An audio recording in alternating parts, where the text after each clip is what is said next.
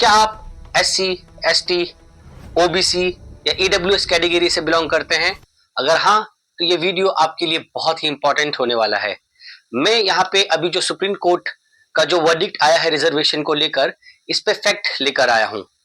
तो एक्चुअली क्या है, जितने भी रिजर्व कैंडिडेट्स हैं, अगर वो जनरल कैटेगरी का जो कट ऑफ आता है उससे अगर हायर कट ऑफ लेके आते हैं, तो क्या उसको जनरल की सीट मिलेगी या फिर कैटेगरी की सीट मिलेगी? इस पे जो भी एम्बिग्विटी है अभी तक, उस पे सुप्रीम कोर्ट का यह वर्डिक्ट आने के बाद बिल्कुल क्रिस्टल क्लियर हो चुका है। तो बेसिकली ये इसलिए भी इंपॉर्टेंट है अभी सितंबर 11 एस्पिरेंट्स के लिए, क्योंकि DRDO जो है सुप्रीम कोर्ट के आदेश के बाद अभी फाइनल जो मेरिट लिस्ट बनाएगी, इस पे इसी के बेस पे बनाएगी कट ऑफ कि आपका कैटेगरी के मार्क्स कितने आते हैं और जनरल कैटेगरी के मार्क्स कितने आते हैं। तो चलिए हम चलते हैं अपने वीडियो की तरफ। सबसे पहले हम बात करेंगे सुप्रीम कोर्ट का जो अभी रिजर्वेशन को लेकर जो अभी वर्डिक्ट आया है। इससे पहले अभी रिक्रूटमेंट बॉडी कौन सा लीगल पोजीशंस फॉलो करती थी? तो एक्चुअली क्या होता था, इस वर्डिक्ट से पहले अभी तक कोई भी एक यूनिफॉर्म पॉलिसी नहीं थी रिजर्वेशन को लेकर। तो जितने भी रिक्रूटमेंट बॉडीज है जैसे SSC, UPSC, IBPS और रेलवेज वगैरह, तो ये लोग में क्या करते थे, जब कैटेगरी के जो एस्पिरेंट्स है, जब ये लोग जनरल कैटेगरी के कट ऑफ से ज्यादा मार्क्स लेते थे, तो बेसिकली इनमें से कुछ तो कैटेगरी स्टूडेंट्स को जनरल सीट पे ही कंसीडर कर लेते थे, बट ऑन द कॉन्ट्रेरी कुछ कुछ रिक्रूटमेंट बॉडीज इनको रिजर्वेशन की सीट ही देते थे। और इस पर इसी सुप्रीम कोर्ट के ऑर्डर ने फाइनल वर्डिक्ट दे दिया है, जिससे कि अब तक जितने भी लिटिगेशंस और कोर्ट केस आते थे इनके डिसीजन के लिए, रिक्रूटमेंट बॉडीज के जो डिसीजन होते थे, ये यूनिफॉर्मिटी नहीं थी, इनमें एम्बिग्विटी थी, तो इसकी वजह से कोर्ट केस और लिटिगेशंस बहुत आते थे। तो इसी को ध्यान में रखते हुए सुप्रीम कोर्ट ने अपना फाइनल वर्डिक्ट दे दिया है।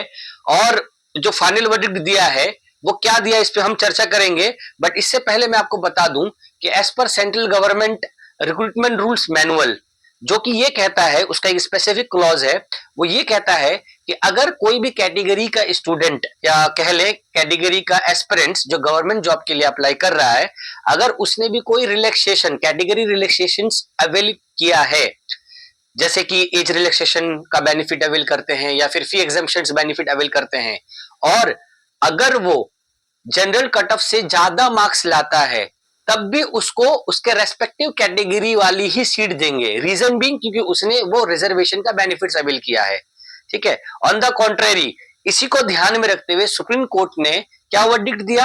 वर्डिक्ट यही दिया कि जो कॉन्स्टिट्यूशनल मैंडेट होता है, नो डबल बेनिफिट रूल, इसी को ध्यान में रखते हुए सुप्रीम कोर्ट ने कहा है कि एक बंदा अगर कोई बेनिफिट ले लेता है, लेट्स से कि रिक्रूटमेंट के केसेस में कोई भी अगर रिजर्व कैटेगरी के जो एस्पिरेंट्स हैं, अगर उन्होंने भी कोई रिलैक्सेशन से रिलेटेड कोई भी बेनिफिट्स लिया है, एज रिलैक्सेशन या फी एग्जम्पशन या कोई भी बेनिफिट्स लेता है, तो उस केस में क्या करेगा कि अगर उसका जनरल कैटेगरी से भी ज्यादा मार्क्स आता है, तब भी उसको जो कंसीडर करेंगे वो उसके रेस्पेक्टिव कैटेगरीज पे ही कंसीडर करेंगे।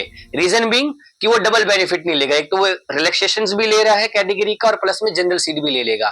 तो इसलिए सुप्रीम कोर्ट ने अपने इस ऑर्डर में फाइनल कर दिया है कि जो बंदा, दो केसेस हैं, एक ये कि कोई अगर बंदा कैटेगरी का है, अगर वो जनरल के थ्रू प्रॉपर चैनल अप्लाई करे, लेट्स से कि वो एज रिलैक्सेशन क्लेम नहीं करता है और फी एग्जम्पशन बेनिफिट क्लेम नहीं करता है, और उसके अगर मार्क्स जनरल कैटेगरी से ज्यादा आते हैं, तो उसको जनरल की सीट दे दी जाएगी। बट ऑन द कॉन्ट्रेरी, अगर वही बंदा रिजर्व की कोई भी बेनिफिट्स अवेल करता है, तो फिर उसको जनरल की सीट में कंसीडर नहीं करेंगे और यही वर्डिक्ट हो जाएगा।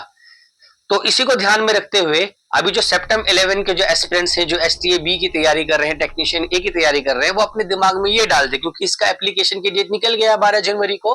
तो अगर आप लोगों ने कोई भी रिलैक्सेशंस बेनिफिट लिया है, कोई भी रिजर्व कैटेगरी से बेनिफिट्स अगर आप लोगों ने लिया है, तो फिर आप ये कंसीडर करें कि आप भले ही जनरल कैटेगरी से ज्यादा मार्क्स लाएं, आपको कंसीडर जो है वो आपके रेस्पेक्टिव कैटेगरीज में ही करेंगे।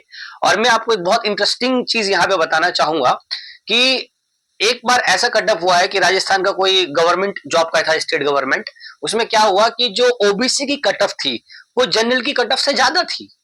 रीजन बिंग यही हो गया कि जब फिर भी OBC के एस्पिरेंट्स को जनरल कैटेगरी में नहीं लिया गया। क्यों? क्योंकि उन्होंने एज रिलैक्सेशन बेनिफिट अवेल किया था। ठीक है, तो इसी को ध्यान में रखते हुए आप लोगों को मैं यही फैक्ट्स बताने के लिए ये वीडियो बनाया हूं कि आप लोग इस उम्मीद में ना रहें कि आप लोग अगर जनरल की कैटेगरी से ज्यादा मार्क्स भी लेके आए तब भी आपका वो सिलेक्शन हो जाएगा। तो बेसिकली जो है आजकल देखा जाए तो कैटेगरी में ऐसा ही होता है कि ओबीसी कैटेगरीज में ज्यादा कट ऑफ जा रहा है जनरल में, कुछ कुछ रिक्रूटमेंट बॉडीज में ऐसा होता है।